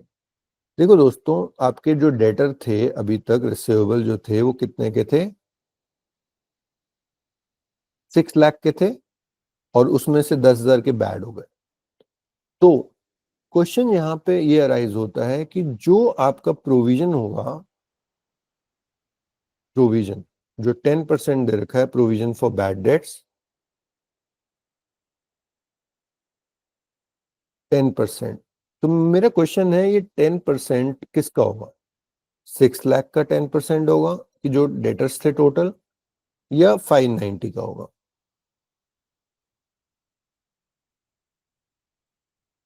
देखो दोस्तों, जहां पे कई बार स्टूडेंट कंफ्यूज आता है। देखो दोस्तों, आपने कहा कि 6 लाख में से कितने नुकसान हो गया ऑलरेडी? 6 लाख में से 10,000 का नुकसान ऑलरेडी हो गया, राइट? तो जो बाकी नुकसान हो सकता है वो 590 में से हो सकता है, या 6 लाख पे हो सकता है। वो नुकसान तो सिर्फ और सिर्फ गुड डेटर्स पे हो सकता है, जो अभी सही है, लेकिन हो सकता है उनमें से नुकसान हो जाए, राइट? तो आप देखिए, जो प्रोविजन जो बनाते हैं बैड बैड डेट्स का, भी हुआ नहीं हो सकता है, वो टोटल डेटर्स में नहीं, टोटल 6 लाख थे, उसमें से 10 तो निकम्मे निकले, 10 तो बैड हो ही गए, तो बाकी जो बचे हुए हैं अच्छे, वो है 590। तो जो आपका प्रोविजन बनेगा वो 10%, वो 590 का बनेगा। I hope you have understood this. तो provision for bad debts is not on total debtors. ठीक है, प्रोविजन फॉर बैड डेट्स, मैं लिख भी देता हूं, प्रोविजन फॉर बैड डेट्स या doubtful debts is not on total debtors या receivable, it is on good, it is calculated on good debtors, right? The provision for bad debt is not on total debtor, it is calculated on good debtors. I hope this is clear. तो ये आपका provision for bad debt is not on total debtor, it is calculated on good debtors. अब अगली चीज आती है, इसकी accounting कैसे करें। प्रोविजन हमने एक खर्चा मान लिया है,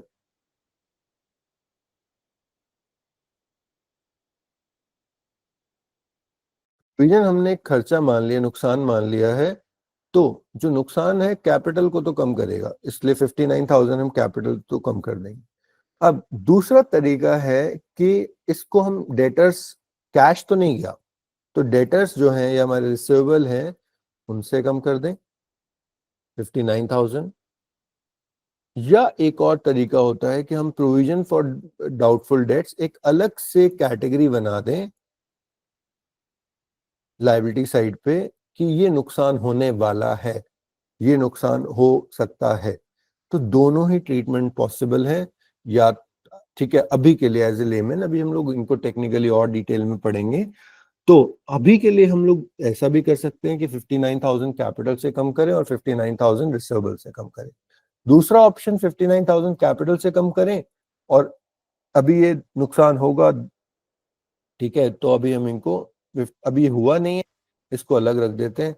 59,000 अभी होगा बाद में, तो इसलिए हम लोग इसको जब होगा तब हम इसको रिसीवेबल से कम करेंगे। अभी प्रोविजन फॉर डाउटफुल डेट्स एक अलग से कैटेगरी, क्योंकि अगर अभी हम लोग 59,000 कम कर देते हैं तो it might give an impression कि ये भी नुकसान हो चुका है।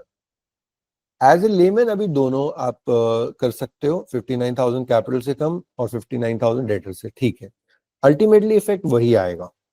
या फिर दूसरा तरीका, कैपिटल से कम, प्रोविजन फॉर डाउटफुल डेट्स बढ़ा दीजिए। ये आपके लिए प्रोविजन भी एक तरीके से आपके लिए एक लायबिलिटी होती है कि जो आपको अलग करके रखना है, ये अलग करके रख दो। तो देखते हैं यहाँ पे मैंने कैसे कर रखा है, बट दोनों ट्रीटमेंट पॉसिबल है। तो मैंने यहाँ पे डेटर से कम नहीं करा, कोई बात नहीं, देखिए कैपिटल से कम कर रखा है और साथ में प्रोविजन के नाम से एक मैंने लायबिलिटी साइड पे एक प्रोविजन के नाम से एक लायबिलिटी बना ली है 59,000। तो 59,000 कैपिटल से कम, 59,000 provision for doubtful debt. Otherwise जो सेकंड ट्रीटमेंट बता रहा था वो यहाँ से आप 59,000 कम कर दें, तब भी इम्पैक्ट अल्टीमेटली सेम पड़ेगा। तब भी देखिए मैच करेगी क्या बैलेंस शीट, 25,52,000 एंड यहाँ पे 25,52,000, ठीक है। तो दोनों ट्रीटमेंट पॉसिबल है। अभी मैं पुराने वाले पे ला रहा हूँ इसको।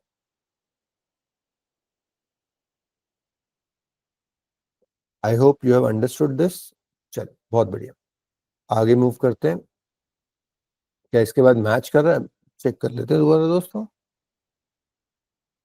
26,11,000 एसेट साइड,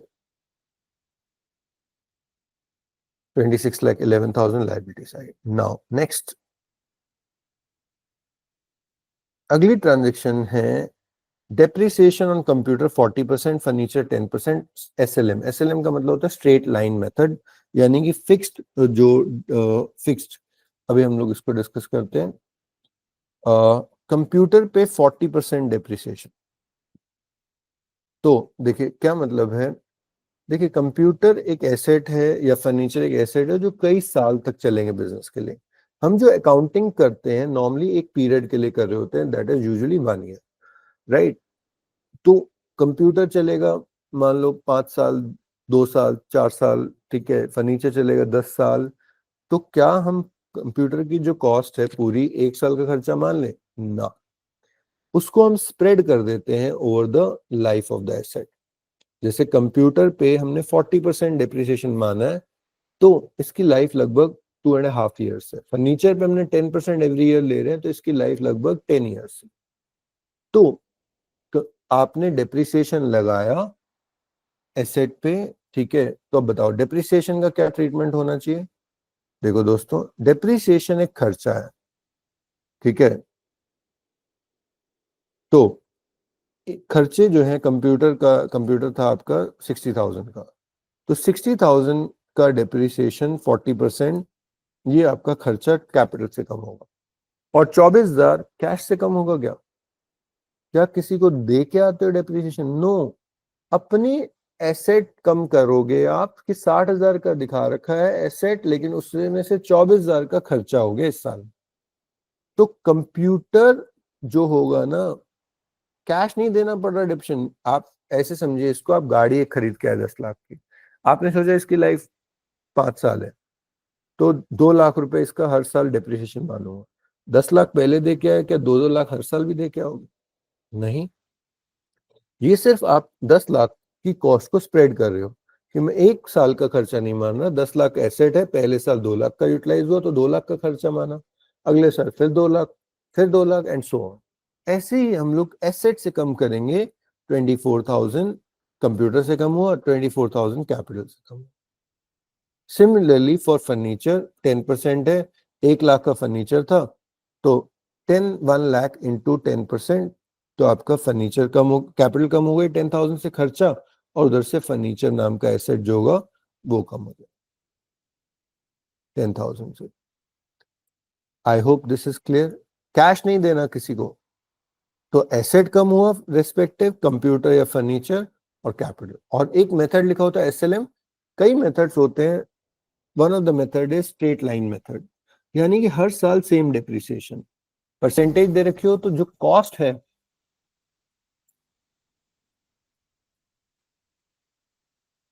जो कॉस्ट है एसेट की उस पर निकाली जाती है, यानी कॉस्ट 60,000 थी तो हमने 40% उस पर निकाला। ऐसे ही फर्नीचर की कॉस्ट आपकी 1 लाख थी तो हमने उस पर निकाला 1 लाख इंटू 10%। Just wait.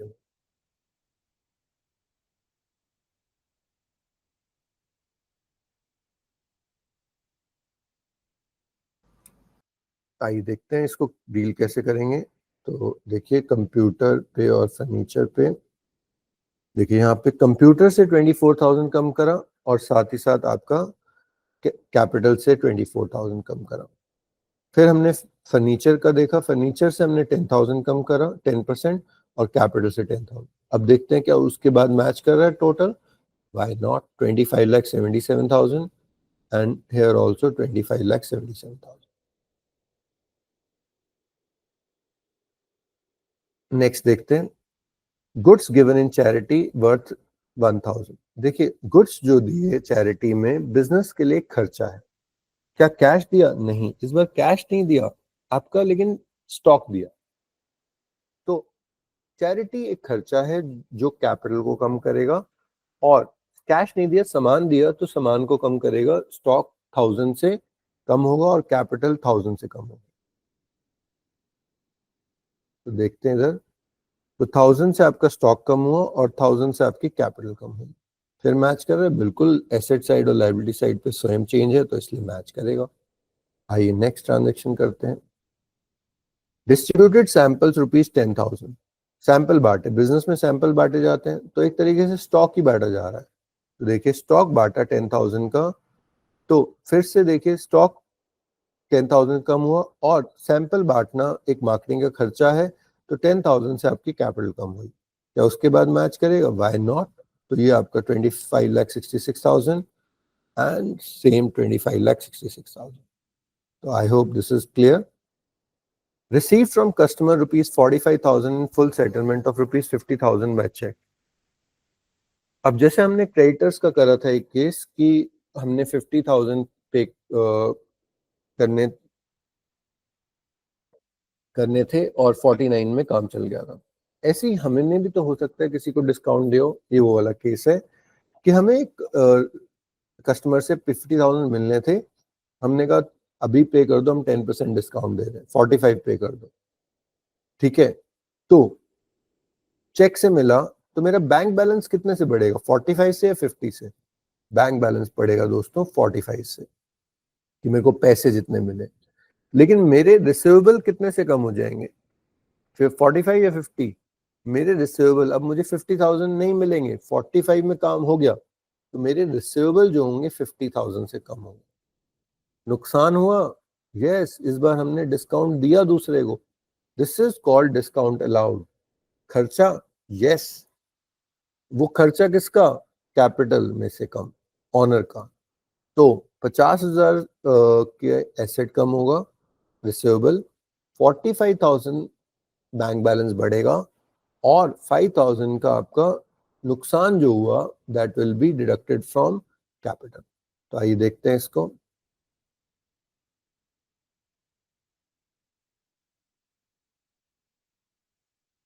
$45,000 आपका बैंक बैलेंस बढ़ा, 50,000 से आपका रिसीवेबल कम हुआ और 5,000 से आपकी कैपिटल कम हुई। फिर से 45,000 बैंक बैलेंस बढ़ा, 50,000 से रिसीवेबल कम हुआ क्योंकि 50,000 मिलने थे, अब 50 नहीं मिलेंगे, 45 में काम हो गया। 5,000 आपका नुकसान जो हुआ वो आपकी कैपिटल से लेस कर, फिर मैच करेगा क्या? क्यों नहीं दोस्तों। 2561, 2561। फिर है old furniture having book value of ₹10,000 sold for 8,000 cash. कई बार पुराना सामान जो है बेच देते हैं।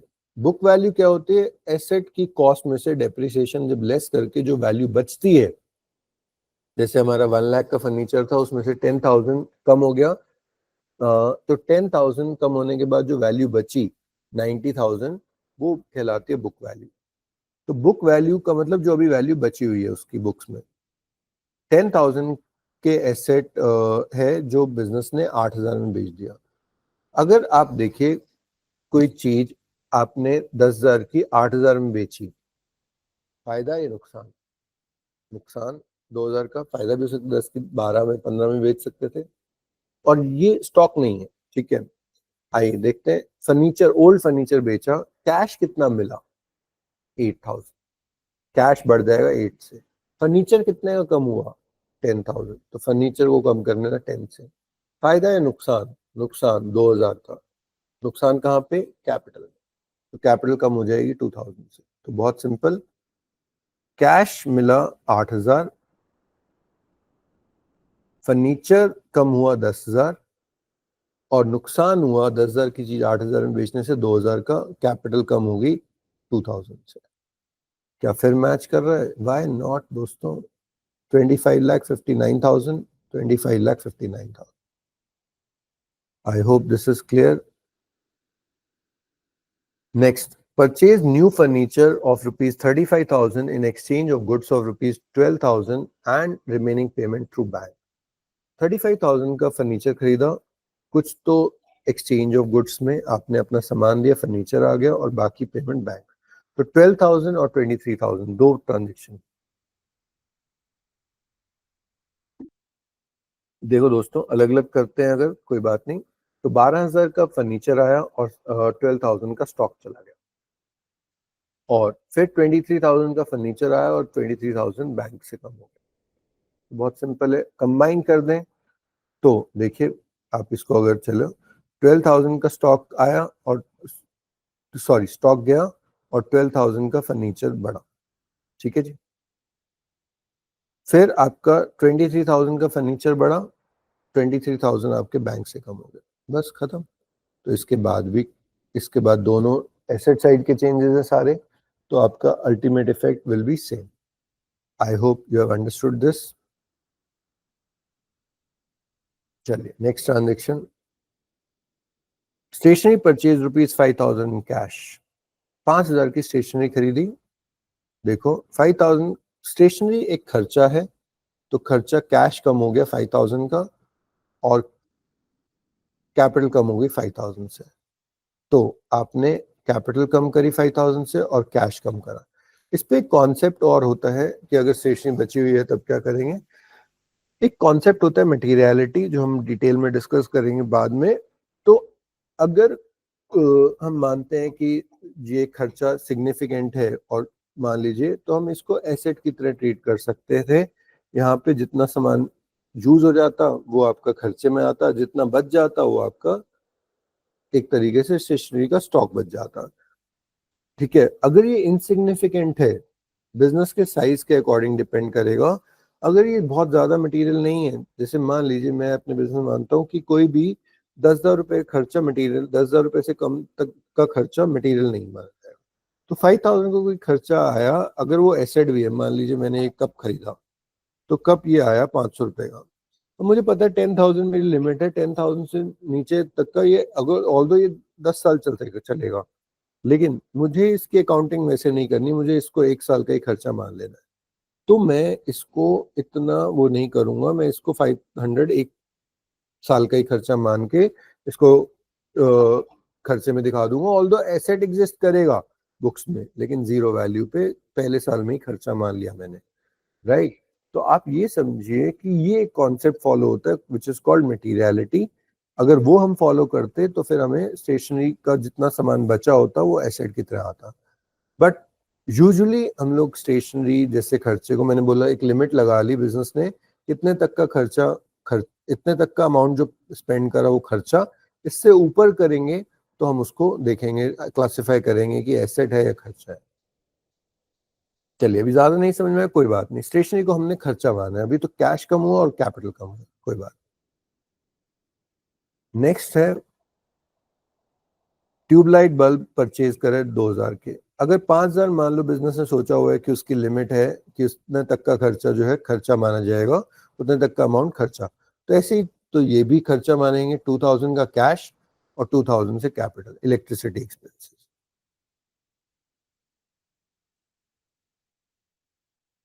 फिर कैपिटल इंट्रोड्यूस करी 1 लाख की, पहले करी थी 10 लाख की, फिर 1 लाख के और पैसे लगाए ऑनर ने, तो कैश बढ़ा 1 लाख से और कैपिटल बढ़ी 1 लाख से। तो सेम जो फर्स्ट ट्रांजेक्शन थी।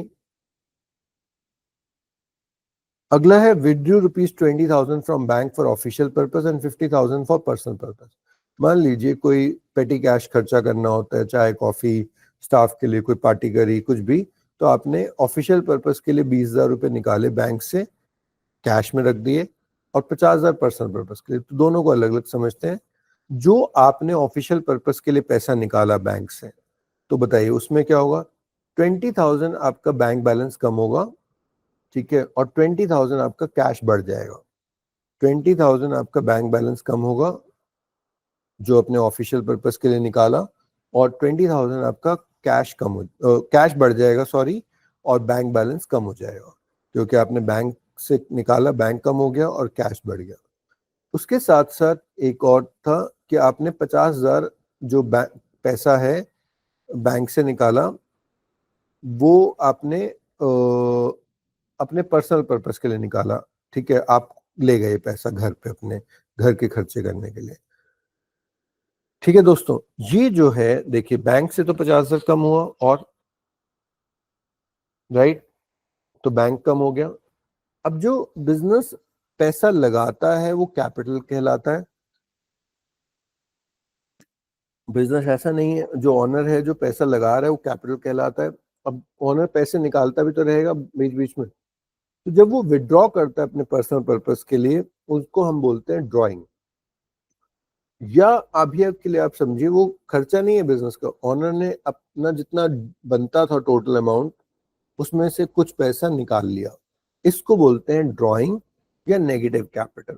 तो 50, देखो अभी ऑनर की लाइबिलिटी, बिजनेस की लाइबिलिटी टुवर्ड्स ऑनर कितनी बन रही है, 1643, इसमें से इसने 50,000 निकाल लिया अपना, तो बिजनेस की लाइबिलिटी टुवर्ड्स ऑनर 50 से कम हो जाएगी। इधर से बैंक बैलेंस कम हुआ, इधर से, ये खर्चा नहीं है, ये बिजनेस की लाइबिलिटी कम हो रही है टुवर्ड्स ऑनर्स के, अब इतना बाकी देना 1593 रह गया।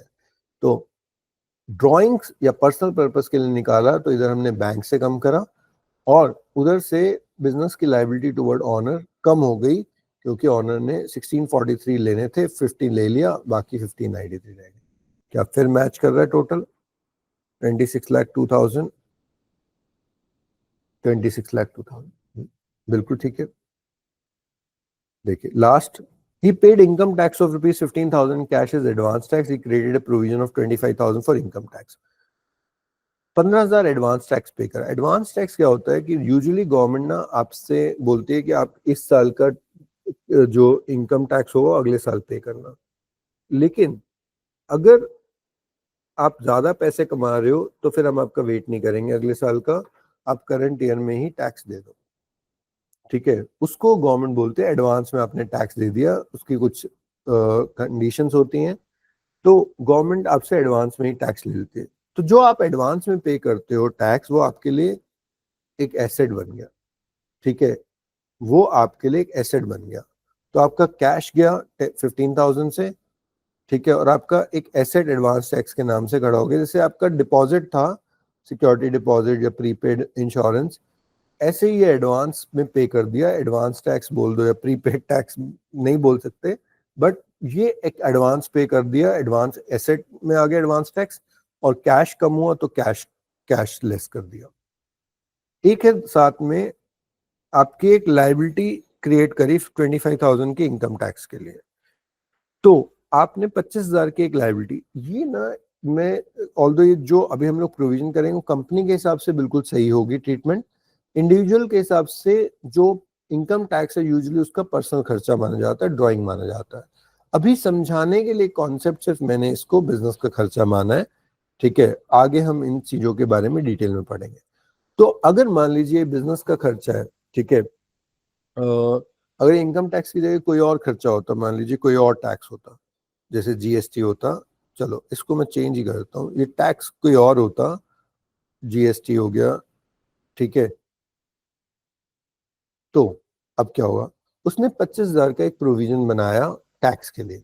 अब प्रोविजन अगर 25,000 का बनाया टैक्स का, तो इसका क्या मतलब है, देखो आपने जो इस साल इनकम कमाई अगले साल उस पर टैक्स देना पड़ेगा, लेकिन आपको पता है ना आपने इनकम कमा ली है, इस पे आपको इतना टैक्स आपने एस्टिमेट करना पड़ेगा। और जितना टैक्स बनता है, एक कॉन्सेप्ट था, कॉन्सेप्ट ऑफ कंजर्वेटिज्म या प्रूडेंस, कि आप एंटिसिपेटेड लॉसेस और एक्सपेंसेस आप पहले से ही खर्चा मान लो और इनकम और गेन्स को खर्चा मत मानो। तो 25,000 जो आपने प्रोविजन बनाया टैक्स का, वो अगले साल देना पड़ेगा, लेकिन खर्चा अभी से मानना है। याद है प्रोविजन फॉर डाउटफुल डेट्स, बिल्कुल वैसे ही।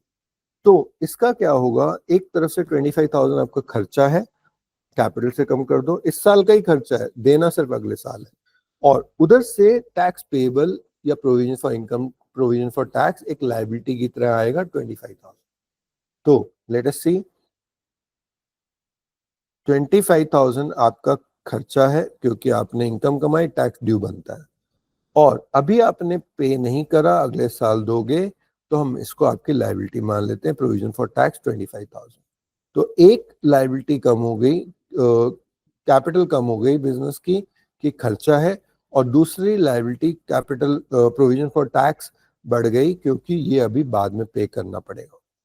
इसके बाद क्या फिर मैच कर रहा है, 26,02,000, 26,02,000। तो दोस्तों ये आपकी 25 ट्रांजेक्शन्स हो गई, और ये लास्ट में एक चीज लिखी हुई है क्लोजिंग, सॉरी ये आपकी 25, दोबारा से देख लेते हैं एक बार। लास्ट ट्रांजेक्शन 15,000 का एडवांस टैक्स था, कैश कम हुआ और एडवांस टैक्स के एसेट बन गया। इधर से जो आपका प्रोविजन बना वो आपके कैपिटल कम हुई 25,000 से, और आपका प्रोविजन फॉर टैक्स एक लायबिलिटी आई 25,000 से। इसके बाद टोटल मैच कर रहा था, 26,02,000 वाज द टोटल। ठीक है, तो 26,02,000 आपका एसेट साइड का टोटल है, सारे एसेट मिला के, और 26,02,000 आपकी लायबिलिटी साइड का टोटल है। तो ये आप देखिए, asset is equal to liabilities, या हम और इसको थोड़ा सा इलेबोरेट कर देते हैं।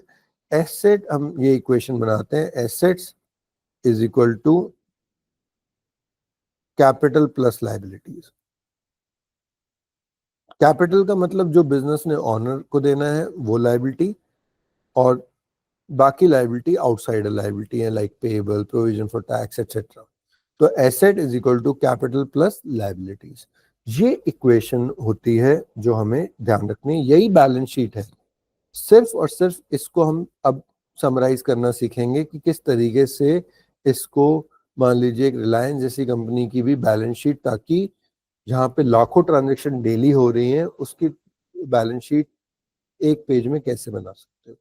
तो वो हमारा अब काम रहेगा।